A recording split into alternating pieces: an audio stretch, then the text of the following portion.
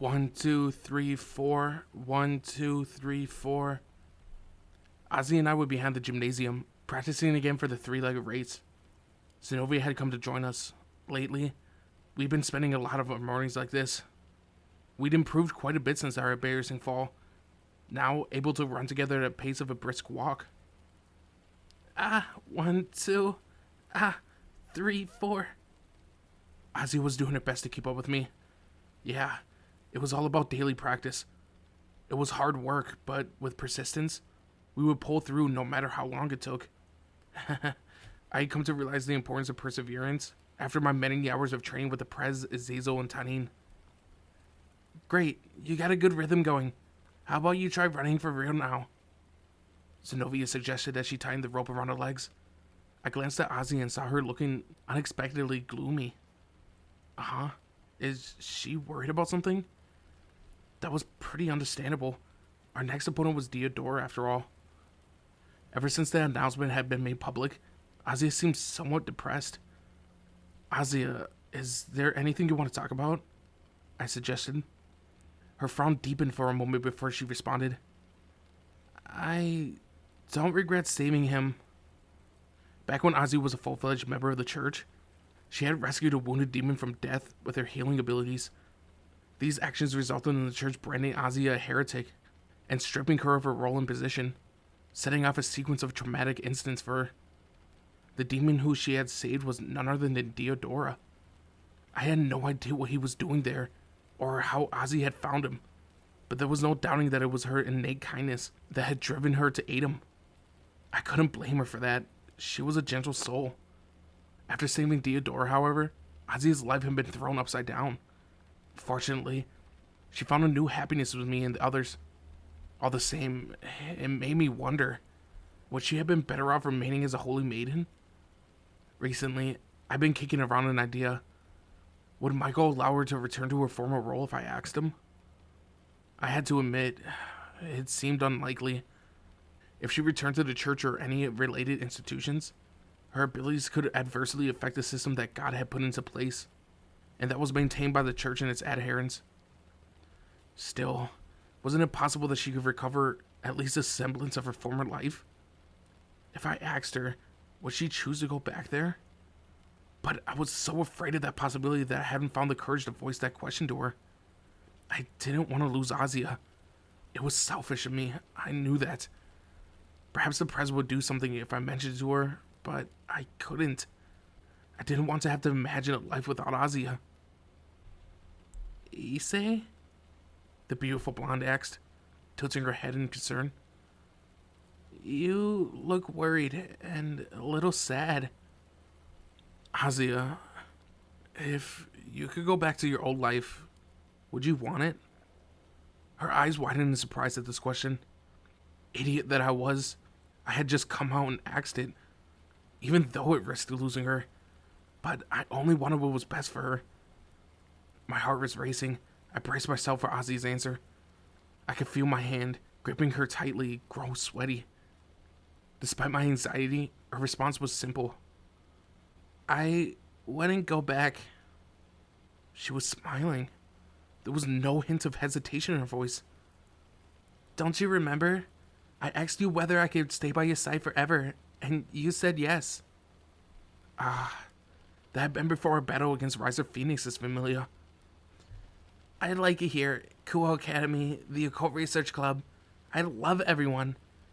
The president, Akano, Azazel, Kiba, Zenobia, Konako, Gasper, Irina, Kiryu, and you, Issei.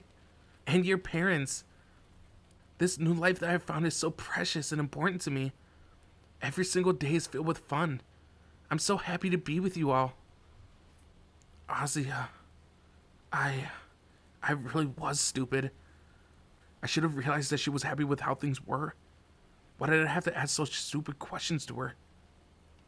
I hugged Azie's shoulders. Right. You and I are going to be together forever, Azie. I don't ever want you to go off somewhere and get married. Please, don't think too much about Deodora. No matter what happens, you can always say no if you don't like it, okay? Azie blinked back at me for a second before flashing me a bright smile. Yes. At that moment, Zenobia, her expression somehow remorseful, spoke up.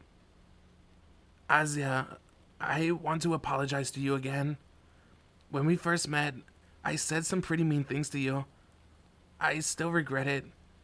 You're always so kind, and you're willing to be my friend. Whoa. It wasn't every day that Zenobia blushed like that. She had turned scarlet. Azie took her hands in her own and responded with a broad smile. Yes, we're friends, Zenobia. They were straightforward words, said with the utmost honesty. Zenobia's eyes teared up. Thank you, Azie. I nodded. Even I was getting emotional.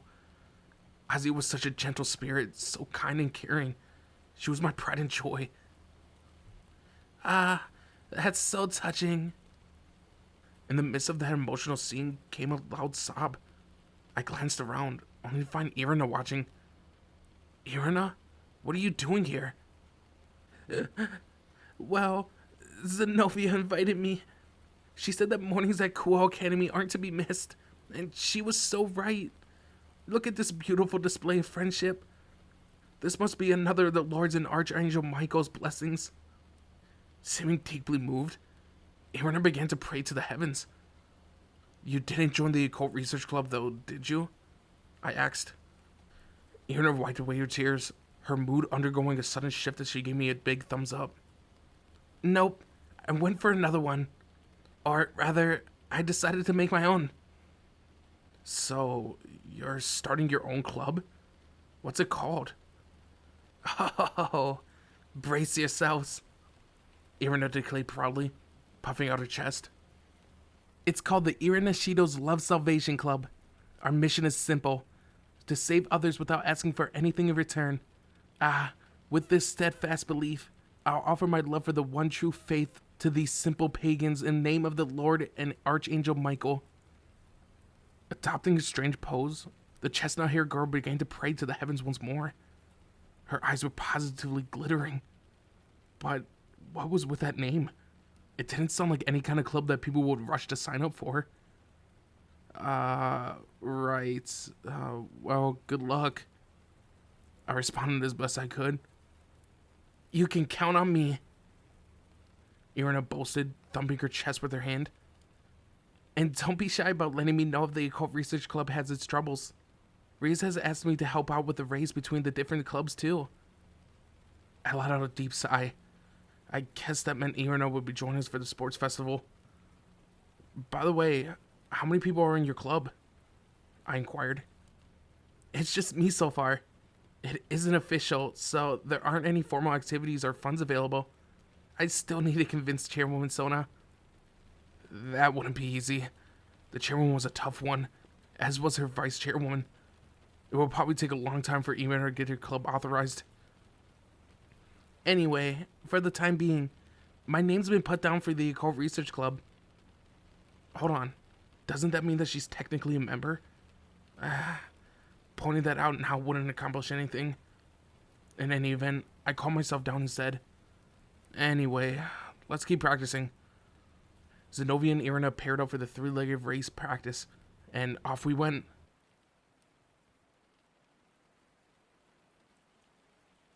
Phew, I'm a little tired. Azie huffed as she tugged at her tracksuit. We had spent much of the morning running, and we were now in the storm room at the corner of the school grounds to put away the ropes that we used for practice. Probably because I was so used to physical activity, I wasn't particularly tired, but I was nonetheless mentally exhausted for having been constantly worried about Azie. It was still early in the day, so I decided to take a break in the club room before heading to class. Just as I was about to leave, there was a click and the sound of the door slamming shut. I was locked in. I glanced around, only to find Zenobia standing with her back to the door. What's going on? Azie likewise tilted her head in confusion. What is it, Zenobia? Zenobia's expression turned serious. Azie, I know what you did. It's commonplace for girls our age to have secret liaisons with boys. Huh? What did she just say? I couldn't believe my ears. Secret liaisons? Azie repeated with evident uncertainty. The kind where you get a boy to play with your breasts, Zenobia responded plainly. What on earth? How could she make such an assertion like that in a place like this? And so suddenly? And after locking us up in here? And with Azie present? Seriously? I couldn't comprehend how her mind worked. To top it all off, she was clearly overthinking it all about these secret liaisons. Breasts? Azie exclaimed in a high-pitched voice, her cheeks turning scarlet. Zenobia, you can't just start blabbering about dirty stuff for no good reason. Shut up for a minute, Issei. I'm talking to Azie. I'll deal with you in a second. Sorry about this, but why don't you do some warm-ups over there in the corner? This is going to be very intense. What exactly is going to be intense? Warm-ups? What does she want me to do? Practice opening and closing my hand? However, Zenobia didn't stop there. There's a girl in our class that's been hooking up with her boyfriend regularly. I've looked into it. She hasn't played with her bust every day. Why is she just laying this all out matter-of-factly? And how exactly has she been looking into this? Azie, don't you think that it's time we experience that for ourselves? Zenobia questioned, putting her hands on her friend's shoulders and staring into her eyes. What? When did this become so serious? This is all so soon. Azie was at a total loss. Of course she was. Her reaction was completely natural. Don't worry. It sounds like it tickles a bit at first, but once you get used to the sensation, it feels really good. I'm sure that if you could get used to being close to each other, it would help you win the three-legged race. How far is she willing to take this, Zenobia? Is this what he meant by combination? You can't seriously be falling for this, Azie. Are you truly okay with her suggestion, Azie? Zenobia flashed a still uncertain Azie a warm smile. It's okay. We're all friends after all. That's true. So, let's do it together. There's nothing to be afraid of if we're both here. Really? Do you think so? Is that it? Have they made their decision? Zenobia, don't poison Azie's innocent mind. Seemingly deciding that the matter was settled, Zenobia faced me. Let's do it then. I want to practice making babies as well. Hold on. You can't possibly mean here. Well, I guess I have always had a bit of a thing for this atmosphere, but still. Zenobia, however, ignored me as she began to remove her shirt. Her luscious breasts, cupped in a magnificent bra, appeared before me. Bah! Blood shot out from my nose at this magical sight. Zenobia's weren't as huge as Ria's and Arcano's, but they were still more than ample. But I didn't have much time to stare and wonder before she unhooked her bra. With nothing left to support them, those glorious tits bounced directly in front of me. What did it feel as if all the girls around me were aggressively eager to strip down in my presence? But her nipples were sure an alluring shade of pink. I've never let anyone but Issei touch these. Do you still remember how they feel? Of course I did. I had burned that precious memory in my mind. I may have not touched them directly, but I could tell that they were incredibly soft and supple. I had assumed that, like the rest of her warrior's body, they would be firm and muscular. But I was dead wrong. Zenobia's skin was so beautifully flawless and smooth, like gigantic, delicious marshmallows. Suddenly, I recalled the incident in the pool equipment room. Back then, completely out of the blue, she had suggested that we make a baby. Did she have some kind of fetish for storerooms or something? Wasn't a bedroom the usual kind of place for this sort of event? There was something undeniably thrilling about the setting, but it clearly wasn't normal. Come on, Azie, you too, she urged, approaching her. Hey, what is she doing? She had put her hands on Azie's tracksuit top and was trying to strip it off of her. But I'm not ready yet. Azie squirmed back and forth, but she couldn't stop Zenobia from forcefully removing her clothes. Before I knew it, Azie was down to her underwear. Her bra was so incredibly cute. It's okay, Azie. If you're nervous, I'll do it with Issei first, okay? You can watch how we do it, and then you'll know what to expect. Uh-huh. I fumbled. I'm kidding. I know you don't want to let a latecomer like me go first. That isn't what I... Today's our chance. The president and Akano aren't here. This might be our only opportunity to let our secret liaison with Issei. Azie felt completely silent at that. This conversation wasn't going as I anticipated. I could hardly keep up, no matter what. I couldn't shake my gaze free from Zenovia's milk-white breasts. Zenobia stealthily unhooked Azie's bra. Azie covered her exposed chest with her hands, her face flushing a deep shade. Yeah, that's right. That's how girls are supposed to react, Zenobia. You're too forward. Thank you, though. I couldn't have asked for anything more. At that moment, Zenobia took my hand and pulled it towards her body. Whoa! I fell to the ground, and when the dust settled, I realized I was laying on one of the mats that we used in gym class. Something appeared on top of me, swaying back and forth. Breasts, directly in my field of vision. Zenobia was straddling me. She took my left hand and placed it on her chest. Bah! My nosebleed wouldn't stop. I could feel lethal suppleness course through my fingers as they dug in. Zenovia's erect nipple pressing into my palm of the hand was filling me with an incredible thrill. Hey. At this rate, I'm gonna reach my balance breaker all over again. Issei, I don't want to lose to the president again. Azie, sitting down beside me, took my free hand and placed it on her. It wasn't as large as Zenovia's, but my fingers could make out the very soft contour of that wonderful breast. Azie, I'm so happy to see how much you've grown. No, wait, that's not right. A sweet, intoxicating sound leaked from Zenovia's mouth. My brain was rendered completely powerless. Yeah, I thought so. Having a man touch them is different. Completely different from doing it yourself. Now, Issei, Azie and I are both ready. You can start fondling them. Maybe that was easy for Zenobia to say, but I was supposed to be Azie's protector. Yet my lustful hand was massaging her chest completely on instinct.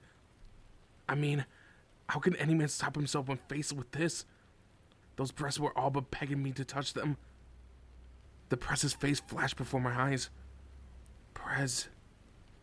I wanted to do this with the Prez. A secret liaison, as Zenobia put it. If she were to invite me to grope her like this, The door suddenly swung open. You two were taking forever, so What are you all doing? Standing in the entrance was Irina. This was bad. Two half-naked girls together with a guy. There was no explaining my way out of this. Irina would probably have a distinctly Christian reaction, branding us as filthy or some such. Do that in a bed. This place is filthy. It looked like she was more concerned about an altogether different kind of filth.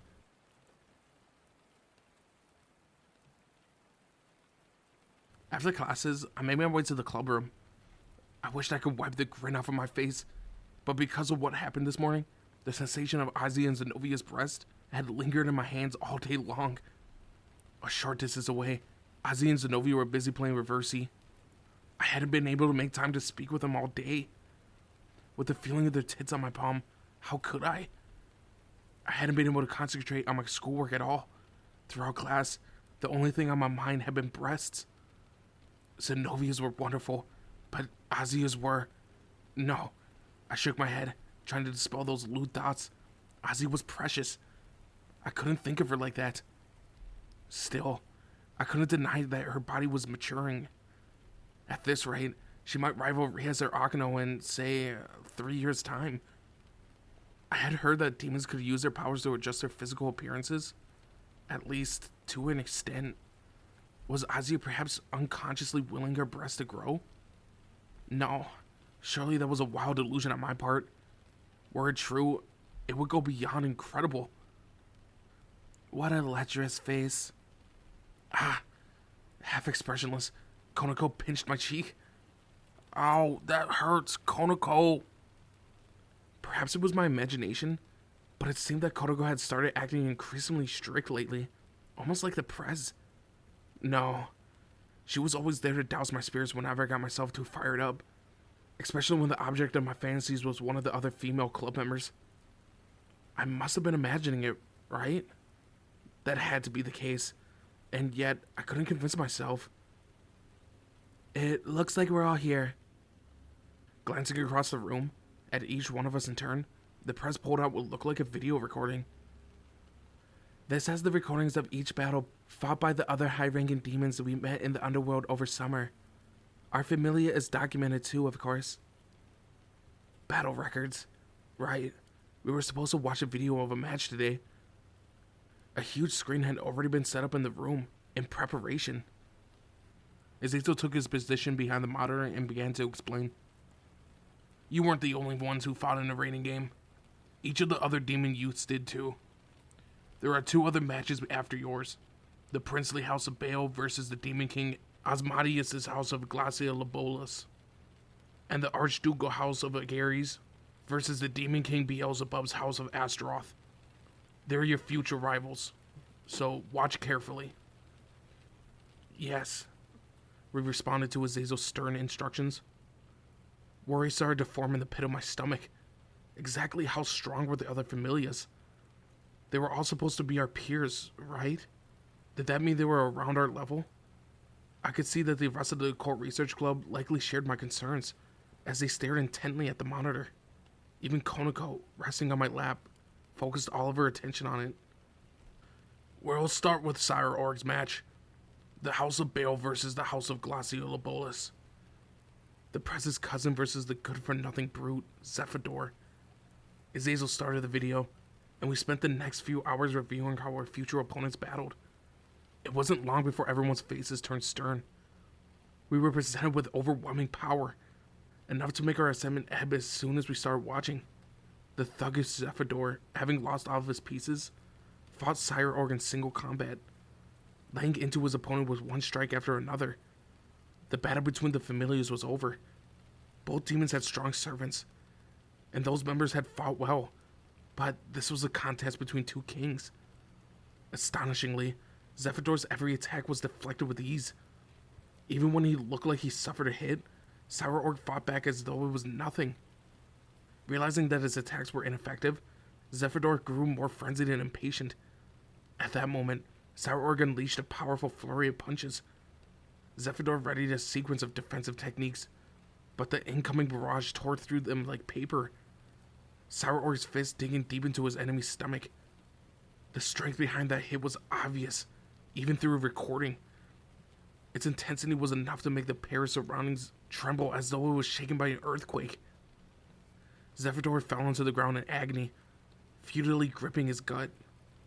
Sire Org had used nothing more than punches and kicks, but his attacks were on a whole nother level. Whenever his target managed to avoid them, they ended up half destroying the building behind them. The whole battlefield was a portrait of ruin and destruction. It was clear as day that being on the receiving end of one of those blows would be fatal. The despised new heir of the House of Glacia Labolas, the infamous degenerate, can't even hold a candle to Sire Org Baal. Is he really that powerful? Kiba narrowed his eyes in astonishment at what he just witnessed, his expression stern. If our familia's ace was concerned, we were really in trouble. He was probably mentally calculating just what it would take to defeat him. On top of his raw strength, Sire Org's speed was nothing to sneeze at either. I had been unable to follow his movements fully, and Kiba had looked totally focused while watching the recording. Kiba been able to keep up? To think that Sire Org could do all that empty-handed. Gasper was quivering, clinging to my arm with all of his strength. I wanted to tell him to chill out.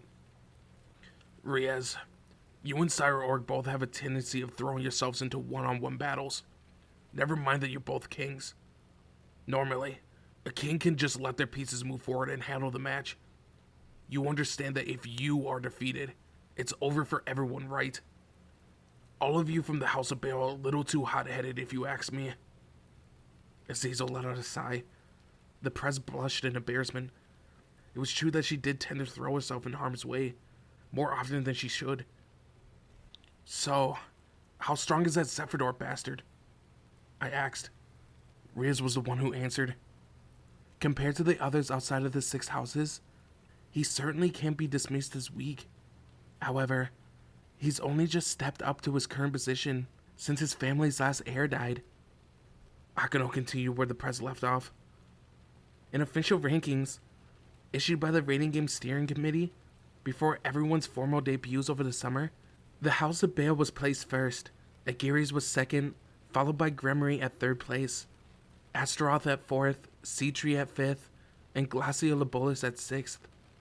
That assessment was calculated using the average strength of each king in the Familia. Although it does look like the result of the battles have upset that assessment at least somewhat. But only Sire Org Baal was particularly outstanding, right? I questioned. The press nodded. Indeed, he's a monster. Speculation has it that he'll rise up to the top in short order once he starts competing in official reigning games. On the other hand, if we were to beat him, we would be able to make good names for ourselves. Right. If he was considering the rising star, defeating him would be a testament to our prowess. Unsure I wanted to hear the reply, I asked, is he stronger than Riser? Riser was supposedly immortal, but that didn't mean that he couldn't be defeated.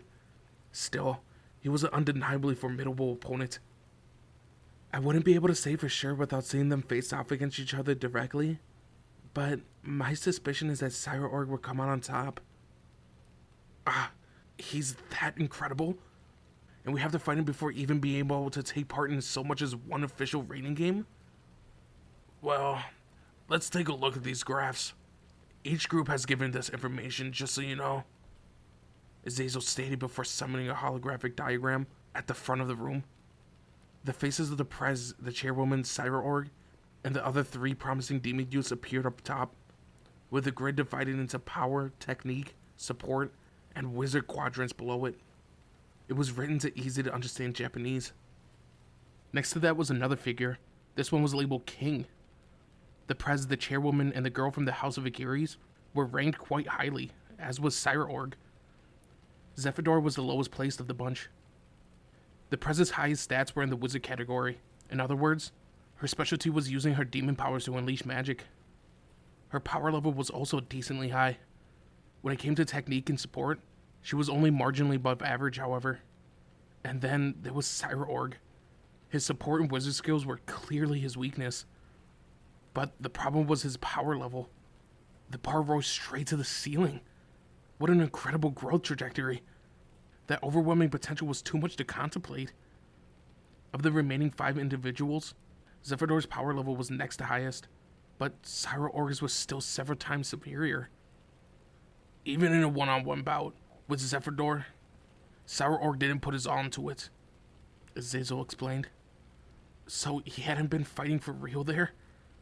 As I looked at his stats, I realized they possibly exceeded mine when I activated my balance breaker. Was it even possible to be that strong without drawing on abilities of Legendary Dragon? Basically, Sire Org is a fighting prodigy, I concluded.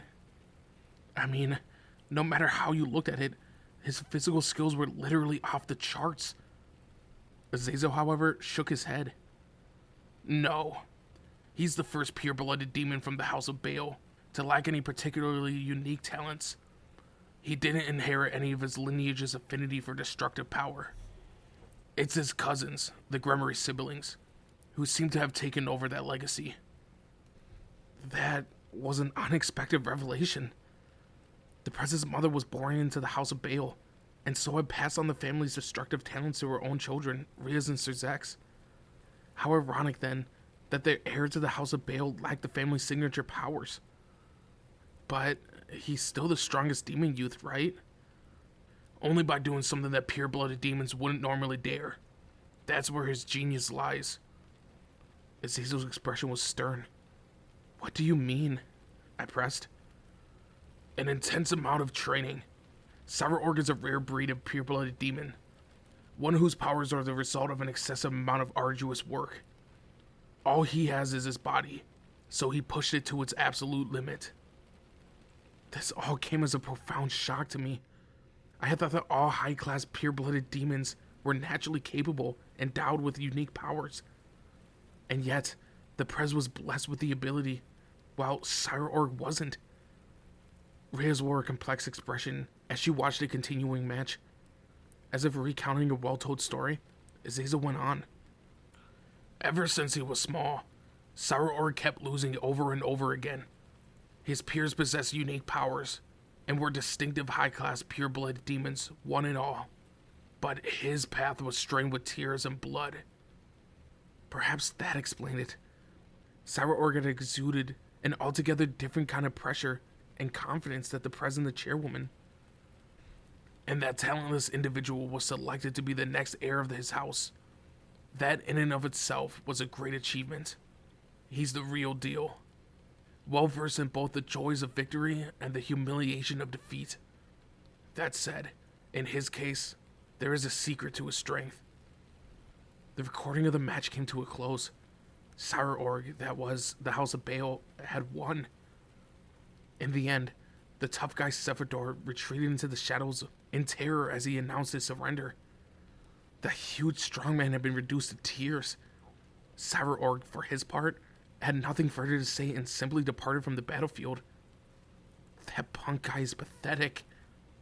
Had I not borne witness to Cyreorg's overwhelming, intimidating aura, I might have laughed at Sephador. I sensed that victory was an obsession for Cyreorg. He was the kind of man who wouldn't compromise, no matter what the stakes. It felt similar to Saji when he had come for me during the raiding game. Cyreorg was willing to stake everything on his quest to fulfill his dreams. Now that the video was over, silence settled over us. I'm going to let you know now. After your match with Deodora, your next one will be against Cyreorg. Revealed Azazel. Seriously? I couldn't contain my shock. Azazel, however, merely nodded. Isn't that a little too soon? The Prez asked suspiciously. I thought we would be facing the Glacier Lobolis first. He's a lost cause. None of us knew how to respond to that. Sephador was absolutely crushed in his last battle. That encounter has left him petrified with fear. He can't fight anymore. His spirit is broken. So the matches will continue with the remaining participants. The House of Glacier Lobolis won't be proceeding any further. The most striking image from that recording, the one that has stayed with me even now, was Sephador cowering in fear at the end. That was the moment when his spirit shattered. Perhaps that was what the present meant when she said that Cyreorg might even be stronger than Riser. As immortal as a phoenix might be, he wouldn't be able to do anything if his mind were broken. You would all better be careful. He'll come at you and crush your spirits. Just like he does with all of his opponents. He's serious about that mission of his. Become the Demon King. He won't compromise or hesitate. And he won't give you any ground. Azazel's warning sank deep into my heart. We couldn't afford to let our guard down even for a second.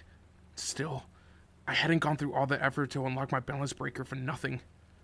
I would put everything I had into working with the others to take down Cyreorg.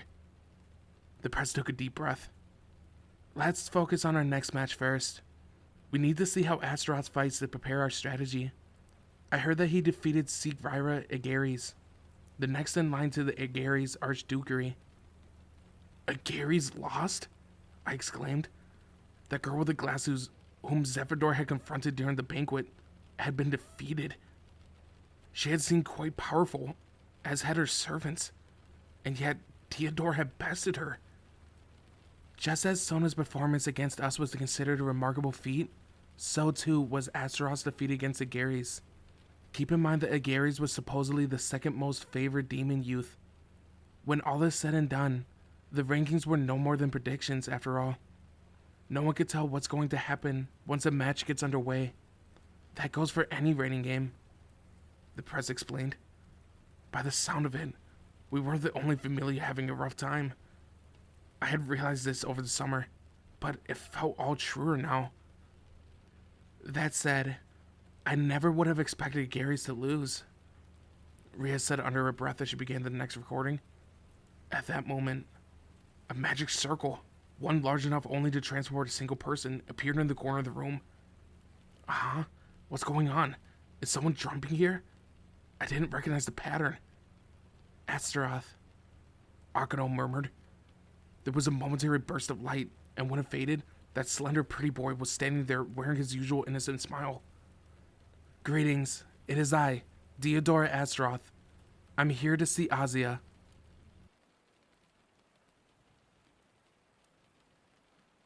The present Deodora sat at a table, with Azazel joining them as an advisor. Akano had prepared a pot of tea, and was standing by Ria's side. We, the members of the Prez's Familia, watched from the corner of the clubroom. For some reason, this reminded me when I first met Riser. The atmosphere was practically identical.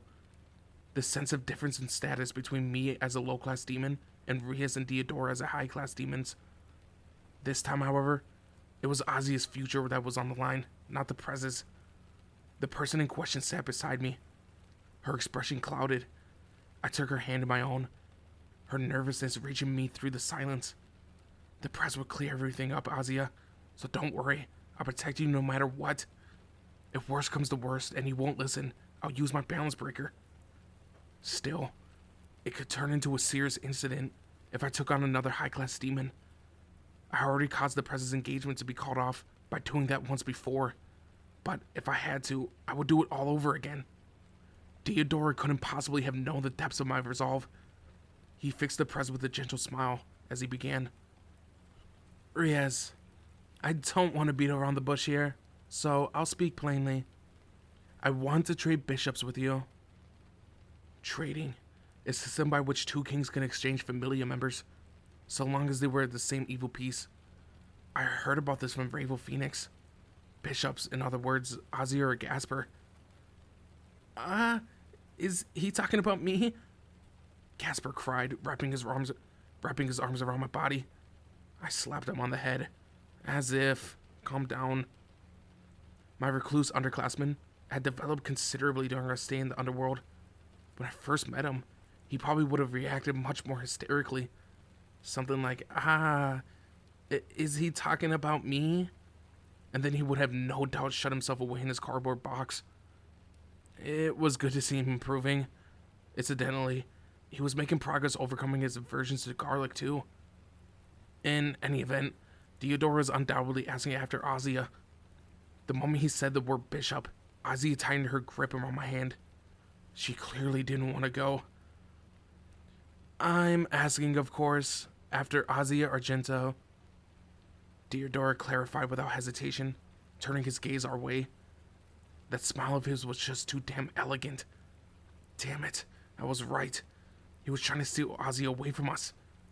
And not just that, Deodora was just seize her forcibly by trade. That wasn't how you were supposed to marry someone. In exchange, I will be willing... Deodora pulled out what looked like a document profiling his familia members, but the Prez raised a hand to stop him. I thought as much. I'm sorry. You deserve to know this up front. I'm not interested in our trade. I mean no disrespect to your bishops, but I have no intention of letting Azie go. She's an invaluable member of this familia. She rejected him point blank. Whoa, Prez, I was so moved. There was no mistaking it. The reason she didn't so much as look at the catalog was because in her mind, there was no comparing Azie to anyone else. She didn't even want to suggest that weighing Azie against another bishop was a worthwhile endeavor. Is that because of her abilities, or her individual charm? Deodora asked calmly. That bastard. The answer was a resounding no. It's time for him to pack up and go home. The Prez gave him the best possible answer. Both. I think of her as a younger sister. President... Azie raised her hand to stop her mouth, her green eyes glistening with happiness.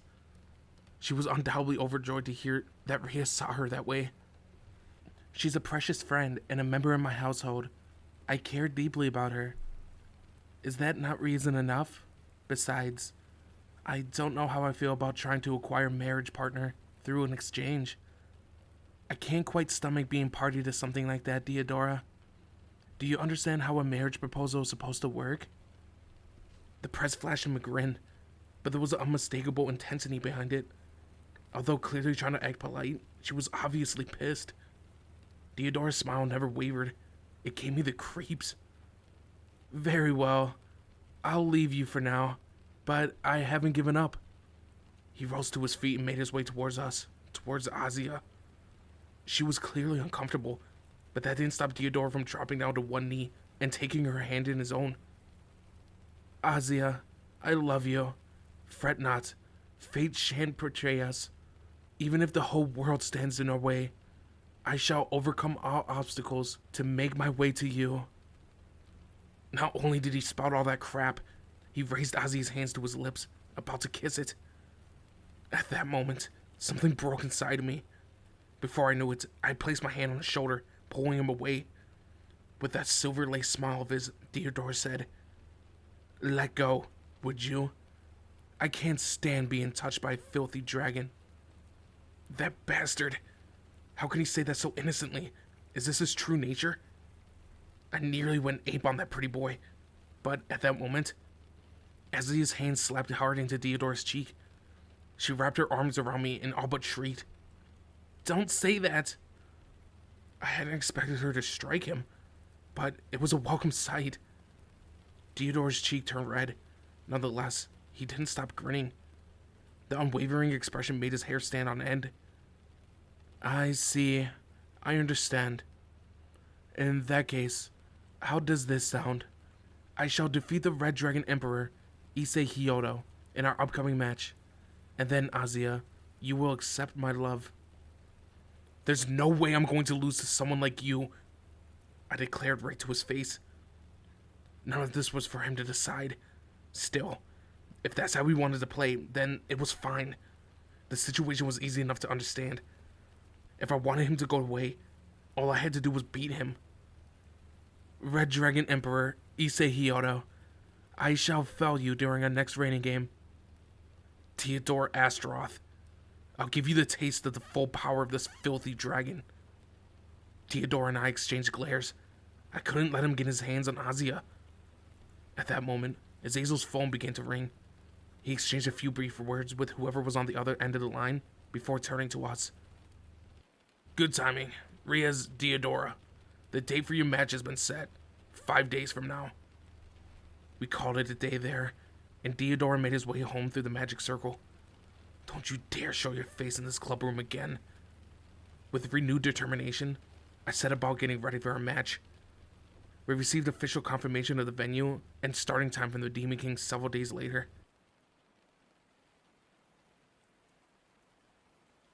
A high-class demon. It was late at night, and I was busy doing rounds of my demon work. Having finished with one client, I was cycling back to school. Thanks to my training in the Underworld, I was now capable of leaping through magic circles. Nonetheless, my clients had gotten used to me arriving by bicycle, and seemed disappointed whenever I used the magic circle to warp directly to them. Because of that, I was still biking. All that effort learning how to properly use magic circles hadn't amounted to much. Then again, my reputation as the so-called cycling demon could help boost the numbers of clients requesting me specifically. Not only that, all this riding around did make for a good workout. Over the past few months, I had perhaps become a little obsessed with training. Anyway, as I pedaled my way back, I fell into thinking about high-class demons. I had seen it firsthand in the Underworld, but they sure did tend to look down on the lower-ranked kin. The Prez and her parents were exceptions to that rule, but it clearly applied to Riser, Deodora, and most other high-class demons from the old houses. Near as I could figure, reincarnated or lower-class demons were basically trash to them. It was completely unfair, but I wondered if their reason for mistreating us was more complex. Because those demons, with their long, vaunted histories, were afraid of us newcomers throwing our weight around. That would make sense, but to be honest, I had no way of being certain. After all, I was just a low-ranked reincarnated demon, desperately fighting to be acknowledged. Phew, who would have guessed sports drinks could be so good? I stopped for a quick break in front of the vending machine when, out of nowhere, I sensed a presence behind me. Who is it? The figure that appeared out of the darkness was a casually dressed guy. What's more, I recognized him. Hiya, Red Dragon Emperor. Biko, what are you doing here? Yeah, it was none other than a smiley-faced descendant of Sun Wukong. This time, however, he wasn't wearing his Chinese-style armor, but the sort of everyday clothes common among fashion-conscious young people. His outfit wasn't important, though. Why was he here? I'm just accompanying my partner, he explained, glancing over his shoulder. It can't be. A few paces behind him was. I haven't seen you for a whole 2 months, Issei Hyodo. It was Vali, wearing a white t-shirt and casual pants. Vali. I immediately raised my guard, ready myself for the worst. This was bad. What did they want with me? They say that you attained your full balance breaker. I'm glad to hear it. That overconfident grin of Vali's really got on my nerves. Even now, he was looking down on me. Yo, Mr. Wise Old White Dragon Emperor. Do you want to pick up where we left off or something? I demanded, preparing to activate my boosted gear. Vali, however, broke out into a chuckle. You're feeling aggressive today, aren't you, Issei Hyodo? It can't be helped. You're standing in the way of my future plans. To become a high-class demon, right? I wouldn't worry about that. You're well on track to get there in a few years' time. Had the White Dragon Emperor just complimented me? All the same, I doubted it would be so easy. I was putting my all into that dream. That isn't what I came here to say, however, Vali admitted. Then what do you want? I pressed. I heard about your upcoming reigning game, the one against the next heirs of the House of Astaroth. How does he know that? I guess he had his sources. Vali did belong to a special team of well-outfitted terrorist organization. They undoubtedly had a considerable information network. What about it?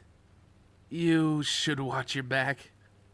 Suspicious, but still not lowering my guard, I asked. What do you mean? Vali merely shrugged. You saw the recording of his other match, right? Against the Archduke's dear little princess. Indeed, after Deodora left, we had all sat down to watch his recorded footage of his match against the Ageris girl. Deodora had won it single-handedly. His power was so overwhelming that his familiar members were only there for support. As a wizard type, he employed a wide assortment of different powers, stronger even than the Prez's, and had used them to crush the power type Siegvira Ageris. We all doubted our eyes when we saw that. I didn't pay attention to the match as much as Deodora himself. Siegvira seemed to have the advantage at first, right before her opponent suddenly powered up. Had Deodora concealed his true abilities up until the last minute? Azazel had apparently watched the match live, but even he was skeptical of Deodora's incredible increase in strength. It was completely at odds with the data Azazel had received beforehand. The press had been equally astounded. Deodora has never been that powerful, she remarked. Both she and Azazel had been in agreement on that point. That wasn't to suggest Deodora was weak. His recorded high-class demon powers placed only a little below Rias's. However, his display during the rating game left us totally shaken. How could he improve that much in such a short period of time? And that match had ended midway through the confrontation between two kings. Did all demon youths whom we met in the Underworld have a poor grip on basic strategy or something? Why were they all obsessed with charging head-on into the thick of it? From what I gathered, the big-name spectators relished this fresh approach to the rating game, duels between kings especially. Well, your high-class demon friends probably wouldn't believe it coming from me, but I thought you might hear me out, said Vali. Was I supposed to feel grateful or something? I didn't quite know how to respond. At that moment, a shadow appeared down the road. Vali and Biko must have sensed it approaching too, as they glanced at the shape's direction. Who now? Emerging from the night was a macho hunk dressed in a gothic Lolita outfit, and he had cat ears on his head. Mill? He was one of my regular clients. Was he just passing by? Him seeing me while I was out on work suggested the involvement of some unknown driving force. The moment that he appeared, Vali blinked in surprise. I, too, dotted my eyes. Meow, Mill said, raising his hand in greeting as he strolled past. Those cat ears. Is he a Nekomata? I couldn't sense him approaching at all. Sage magic? Vali asked Biko, his expression stern. As if. Had Vali been anyone else, I would have roasted him with some clever words. No, that's... Is it some kind of troll? A cat troll? Biko tilted his head in confusion. I had no idea how to respond to this. Nonetheless, thanks to Mill's appearance, the tension that had fallen over us was suddenly released. Even Vali didn't seem as eager to engage in combat. Thank you, Mill. Okay then, let's get going, Biko. With that, the White Dragon Emperor and his companion turned to leave. Hold on. You came all this way just to give me a warning? I demanded. Vali let out a chuckle. I was in the area, so I thought I might as well offer my future rival a bit of friendly advice. See ya, Red Dragon Emperor. Hey, Vali, let's stop by that ramen restaurant before we go. With that, the two of them disappeared back into the depths of the night. I just didn't get it. What was the point of showing up so relaxed, like that after all the trouble he caused us? Vali was acting as if he was just out for a stroll. Your rival is a strange one, Drake said. Yeah, my thoughts exactly, I thought back. Then again, you aren't exactly a paragon of normality either. How rude. Still, I'm enjoying this. Huh? Where did that come from? It feels like out of all of my past hosts, you're the one that I could speak most freely with. You're my first host that actually makes for an entertaining conversation. That's because I'm so clueless and need your help all the time. That might not be such a bad thing. You treat me as a fellow being, not a tool. Hold on. Drake was a living being, wasn't he? Now it was my turn to be jolted with shock. You are the Red Dragon Emperor, right? Did I misunderstand something? Yeah, you're a strange one, alright. No matter what I did, I couldn't understand these heavenly dragons one bit.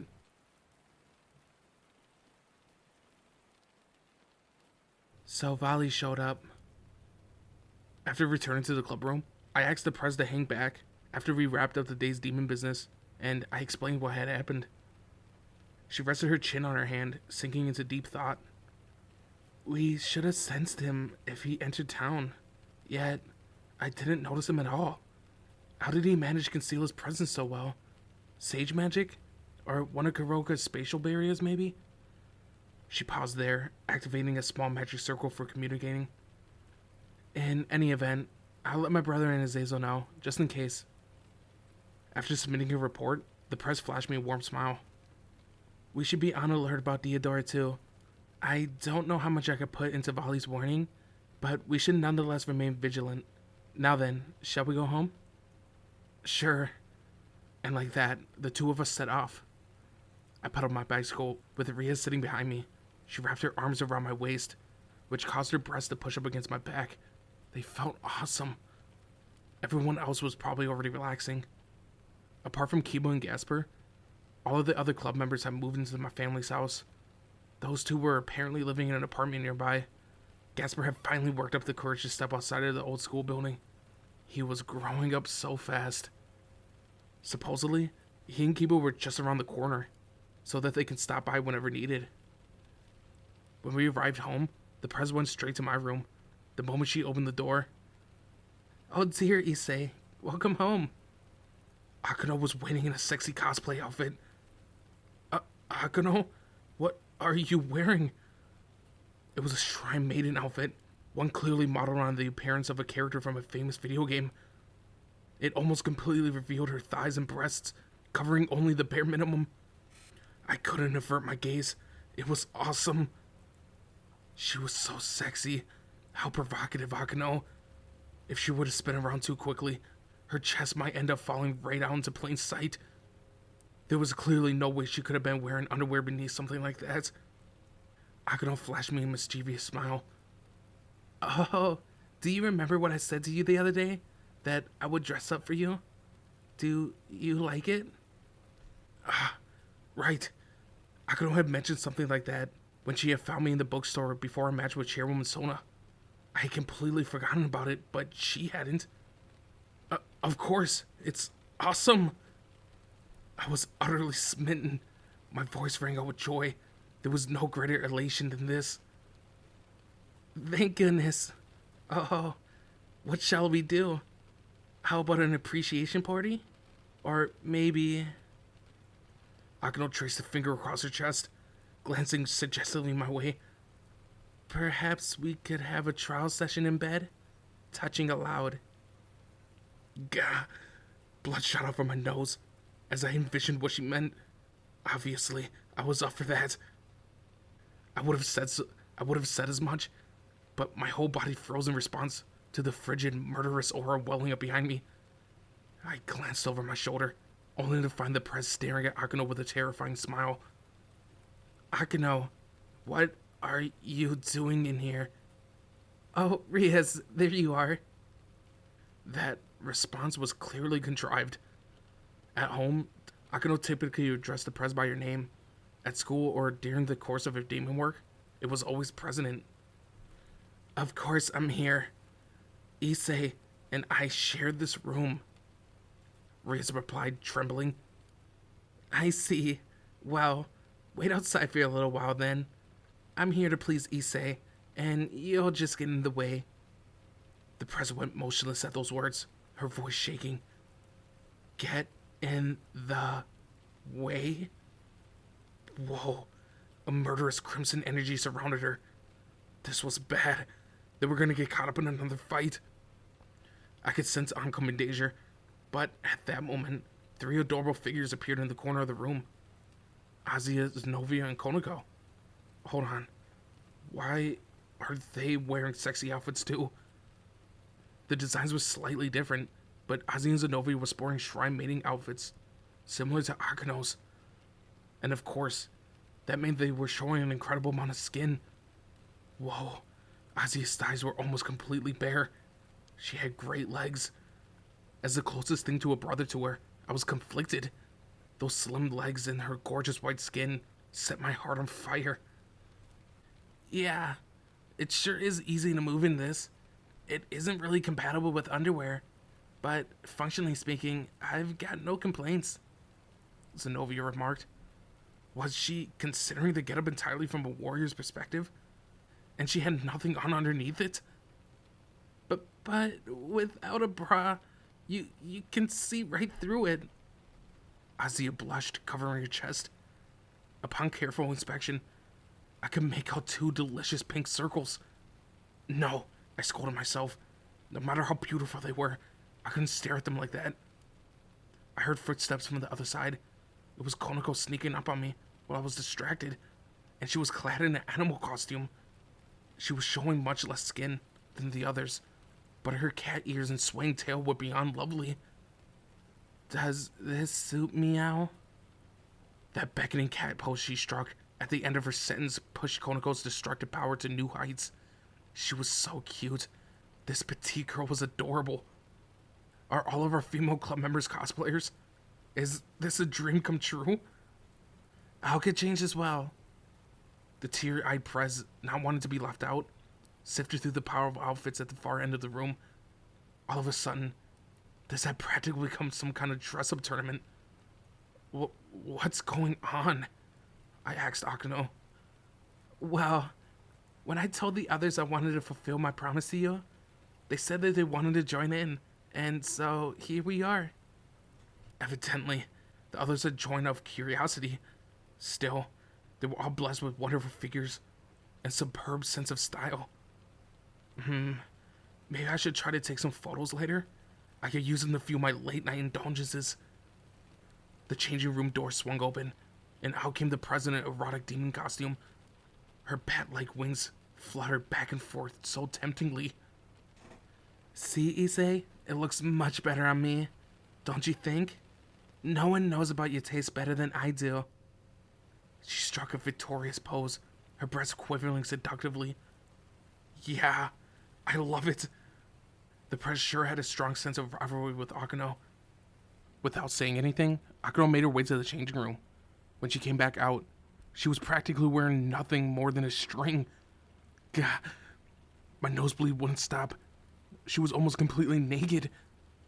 All it took was the slightest movement, and I could see her nipples. Issei, you like the revealing outfits the best, no? I nodded forcefully, with absolute relish. It was amazing. Something incredible was unfolding right in front of my eyes. Issei, raise the finger into the air for me. Akano requested. Confused, I did as instructed. Akano immediately grabbed a hold of my hand and pulled it towards her breast. What? It was so soft. My fingers sank right into the glorious tit. Bah, the blood trickle from my nose was building up in a torrent. An unbelievably suppleness, softer and more elastic than most of marshmallows. This is amazing. Your finger, Issei. When I saw you face down Deodora, my heart melted for you. You're so strong and manly. I can't hold back any longer. Akano breathed, her gasps electric. A surge coursed through my flesh. She was just too damn sexy. Akano. This was bad. At this rate, I would reach my balance breaker all over again. I could feel it coming. I sure have been doing a lot of groping lately. The press took my left hand in her own, and then placed it on top of her own breast. My palm wrapped around the soft flesh. I was touching the breasts of the two great ladies at the same time. Whoa. Just as I thought. When you touch me, my heart races so. Why does it feel so good? The more you caress me, Issei, the better it is. I could cry out in ecstasy. The blood pouring from my nose swelled into a flood in response to those seductive sounds. I would end up dying of blood loss at this rate. But I would never grow tired of the press's breasts, no matter how many times I touched them. Her silky skin was so smooth and elastic, the softness and most delightful texture I've ever known. They were too big for me to fully grasp in my hands. A perfectly overwhelming size. When I tightened my fingers around them, a frightening sense of excitement coursed through me. This was it. Yeah, I was about to reach my balance breaker again. About to unleash yet another new power. Before I knew it, my right hand, merely poking at Akano's breast a moment ago, was now fondling it tightly. I focused the entirety of my attentions into the palms of my hand, relishing that unbreakable pudding-like feeling. They were clinging to my skin. This fresh, juicy tension was practically a flesh and blood embodiment of the concept of a woman. Experiencing them as I was, I could feel the differences between Ria's and Akano's chests. Are Akano's slightly softer, perhaps? But the presses are much more springy. As I felt them up, the girls exchanged baleful glares, all but sending sparks flying across the room. Then the prez, her eyes moist, charged towards the changing room. I won't lose to you, Akano. Not a moment later, Akano ran after her. No, I can definitely proposition Issei much better than you can. He said that I'm enthralling. Do you expect me to believe that? The other day, he admitted that my body felt amazing. You probably forced him to say that, right? And when did you start addressing him so casually? There's no harm in it. I'll call him whatever I like. Issei, Issei, Issei, Issei, Issei. You're such a pain, Riaz. And you're a dull clod, Akano. I'll never forgive you for this. The two great ladies started quarreling even louder in the changing room. I couldn't tell whether this was a sign of deep friendship or not. In the end, I could only conclude that they did in fact get along remarkably well. Issei, it's issue. Your nose is bleeding. Thank you, Konako. Uh-oh. I really have lost a lot of blood. This won't do. There's no stopping the two of them once they start bickering like this. Let's go, Azie. Okay. Azie and Zenobia took me by the hands and guided me, dizzy with blood loss, to the room next door. All the while, the present Octo kept shouting at each other while changing.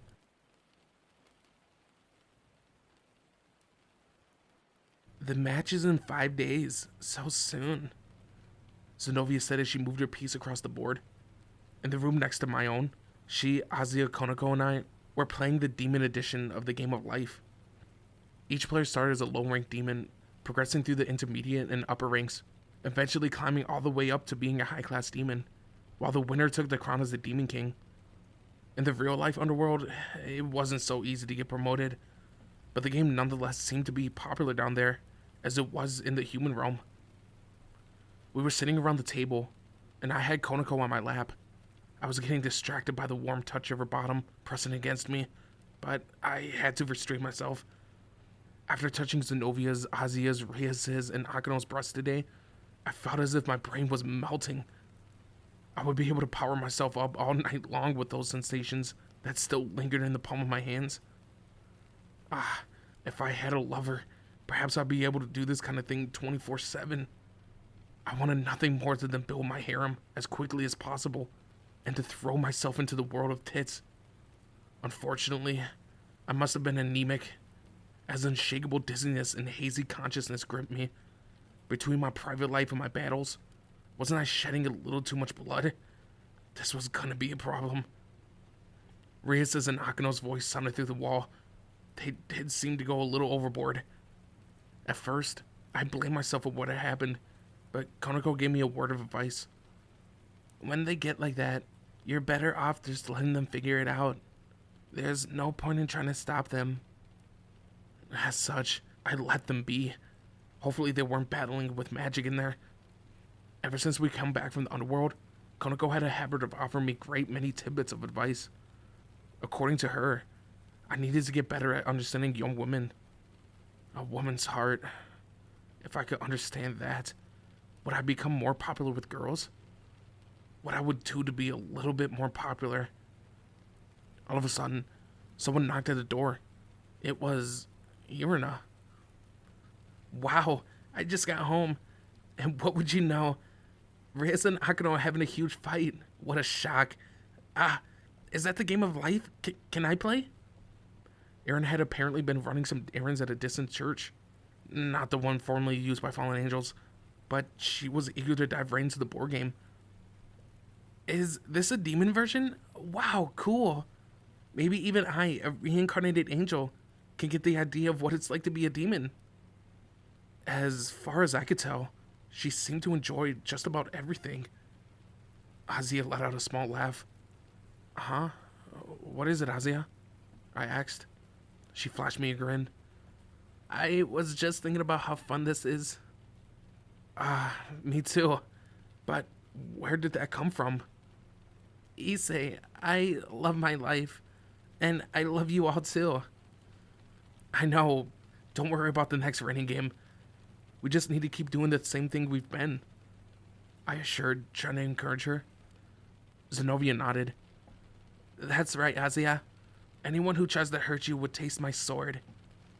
She was almost overly dependable. This was her way of trying to cheer up Azie. Azie, let's finish this game and take first place in the three-legged race at the sports festival, I said.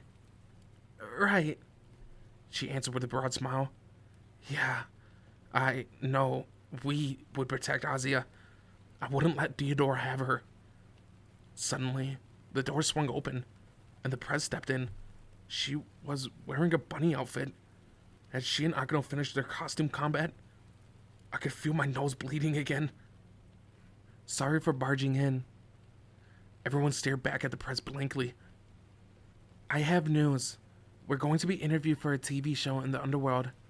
A special feature on high-class demon youths. Each of us, including myself, was dumbfounded. A TV show? Akino cried through the Hyoto residence.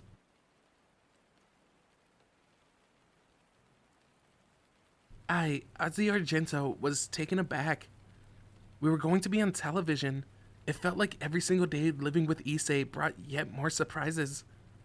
Several months had passed since I begun living in his house. Thanks to Issei and the others, I attended school and made friends with Kiryu, Matsudo, Marahama, and everyone else in class. The president, Akano, Kiba, Konako, and Gaspar were all incredibly kind to me. Zenobia was the same age as me, and we had become best friends. Erina was a good friend too. Issei's father and mother are welcoming and generous. A life in Japan was filled with fresh new things to see and experience.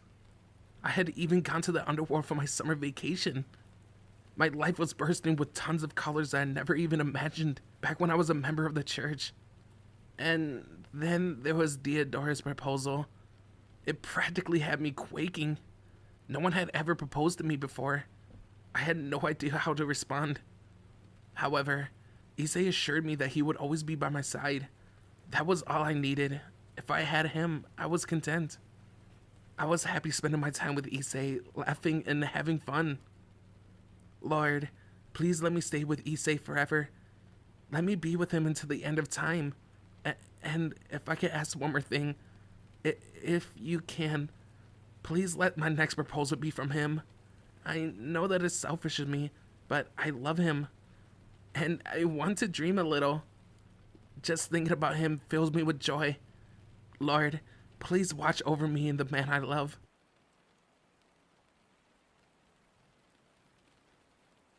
Sorry about bringing this to you over the phone, Sir Zex. It's about the suspicious death of the last heir of the House of Glaciolabolus and the astonishing growth of Deodora Astaroth's powers. So I was right. They are related. It looks like demons still have some issues to sort out. I don't have any concrete evidence yet, but if we take Vali's warning at face value, then Deodora, I'm thinking we've got no choice but to enact the plan we discussed earlier. Sorry if I seem a bit down. Someone close to me had just had an important event. I've heard. It sounds like one of the leaders of the Gregory had gotten married. Everyone's rushing into things. Worse, he's been sleeping with a woman from another faction behind my back. Damn it. Am I the only single guy left?